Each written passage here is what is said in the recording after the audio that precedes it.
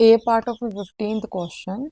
In the given figure given below, P is point of intersection of chords BC and AQ. ये BC and AQ दोनों chords का point of intersection क्या है? P. Such that AB equals to AP.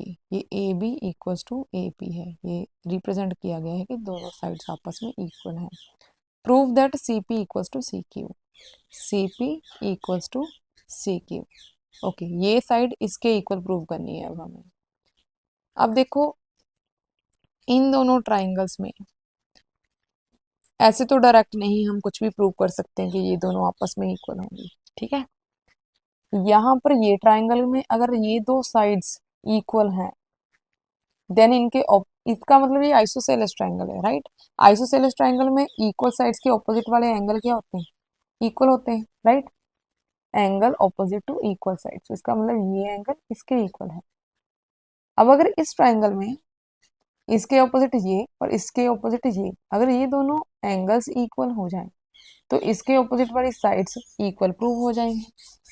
तो अब हमारा motive क्या है कि हम इन दोनों एंगल्स को आपस में इक्वल प्रूव करें. अब वो कैसे हो सकता है? यहाँ पर देखो ये एक आर्क है, ये आर्क सेम सेगमेंट पे इक्वल एंगल सबटेंड करेगी. इसका मतलब अगर ये एंगल इतना है तो ये एंगल भी सेम ही होगा. ठीक है, ये दोनों एंगल आपस में इक्वल होंगे. दूसरी चीज इसके इक्वल ये होगा क्योंकि ये कौन से एंगल है? दो लाइंस जब एक दूसरे को इंटरसेक्ट करती हैं तो ये एंगल वर्टिकल ऑपोजिट एंगल होते हैं और आपस में इक्वल होते हैं. ये दोनों आपस में इक्वल तो है ही, इसके इक्वल ये है, इसके इक्वल ये है. इट मीन्स ये भी दोनों एंगल आपस में इक्वल हैं. अगर ये दोनों एंगल आपस में इक्वल हैं तो इनके ऑपोजिट वाली साइड्स आपस में इक्वल हैं. तो अब इसको लिखेंगे कैसे?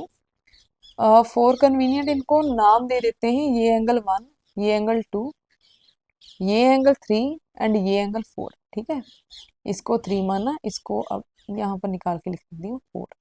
ठीक है, ये वाला 4, ये वाला 3. थोड़ा सा मैसी हो गया है तो इसको इरेज करके यहाँ पर लिख देते हैं कि ये एंगल 1 है, ये एंगल 2, ये एंगल 3 और ये एंगल 4 है. ओके, अब इसको हमें लिखना कैसे है? इन एंगल्स को 1 2 3 लिखने की जरूरत नहीं थी, ऐसे भी ले सकते थे हम ए बी पी. ठीक है, ऐसे लिख सकते थे बट फॉर कन्वीनियंट मैंने ऐसे लिखा. तो वो आपकी विषय, आपको एंगल कैसे लेना है. इसमें हम लिख सकते हैं angle 1 equals to angle 4. Angle 1 equals to angle 4. Reason क्या देंगे? Angles in the same segment. ये आर्क है, ये सेम सेगमेंट पे एंगल सबटेंड कर रही है तो इक्वल है. Angles in the same segment are equal. उसके बाद ये वाले angle 2 equals to angle 3. 2 equals to 3 क्यों? वर्टिकल ऑपोजिट एंगल है, ये लाइंस क्रॉस कर रही हैं तो यहाँ पर लिखेंगे वर्टिकल ऑपोजिट एंगल्स. उसके बाद 1 2 के इक्वल है क्यों? ये angle opposite to equal sides हैं, ये साइड इसके इक्वल है, गिवन है, तो इसके ऑपोजिट वाले एंगल आपस में इक्वल होंगे. यहाँ पर लिखेंगे हम angle 1 equals to angle 2 angles opposite to equal sides. ऐसे भी लिख सकते हैं यहाँ पर as A B equals to A P. ठीक है, ये गिवन है.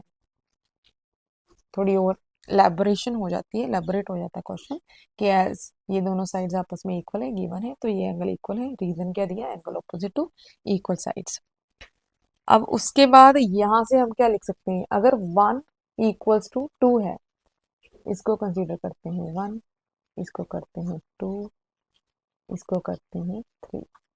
तो यहाँ पर अगर 1 इक्वल्स टू 2, ये 1 इक्वल्स टू 2, अगर ये इक्वल है तो ये भी आपस में इक्वल होंगे. यहाँ पर लिखेंगे एंगल 4 इक्वल्स टू एंगल 3. इसका मतलब ये 4 3 आपस में इक्वल है.